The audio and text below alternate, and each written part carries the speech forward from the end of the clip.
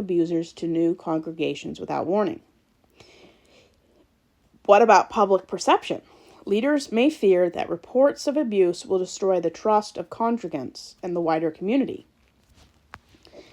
The problem with this is, what protects your reputation better?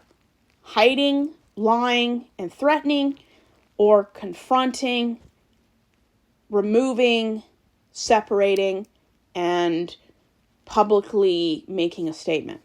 I mean, I would respect an institution or religion much more by removing a predator, denouncing a predator, removing them from having a platform, throwing them out, putting them in prison. I mean, I would respect a religion that did that over something happened, nothing happened. I mean, the gaslighting, they're experts on gaslighting. So creating a culture of silence is the main goal of high extreme versions of Christianity. A combination of social and cultural factors foster an environment we call a hostile environment, where victims are afraid to come forward, similar to a secular business. What do you think harassment, like sexual harassment, physical harassment, cultural harassment, how does that impact a workplace, let alone a church, is astronomical. Fear and shame. Victims are often made to feel shame or told they are at fault for the abuse. Victim blaming is a big thing in Christianity. The stigma and social pressure within tight-knit churches and their communities can be intense.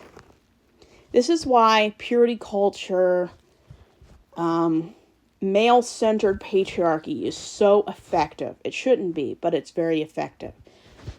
Purity culture is aimed at women to make women feel responsible for everything, while shaming men for having usually normal and natural urges.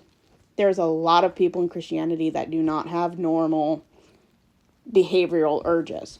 People like Josh Duggar. Not okay. But the majority of people in church do have normal, natural, sexual, or some form of desire that should not make them feel ashamed. But that's the goal of purity culture. It's to keep women from going to the police.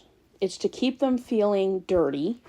It's making them feel shame, making them feel subservient and worthless.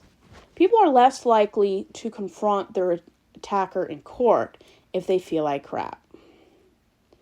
That is why men attack women instead of men, statistically.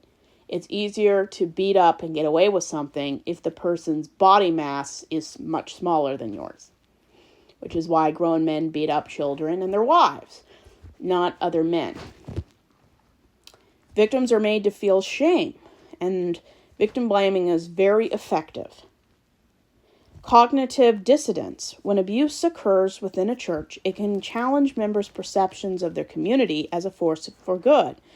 To minimize this disruption, many people default to minimizing or denying the problem. We call this gaslighting.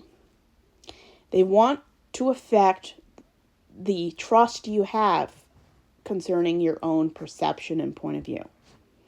Power dynamics. Predators are known to seek positions of power and trust within institutions like churches, where they can manipulate victims and avoid accountability by using authority from God or trust from white, cis, heterosexual men. So how can we acknowledge the existing or possibly existing predator dynamics? We have to understand that not all churches have abuse. I think they're lucky. I don't think it's because of anything churches do.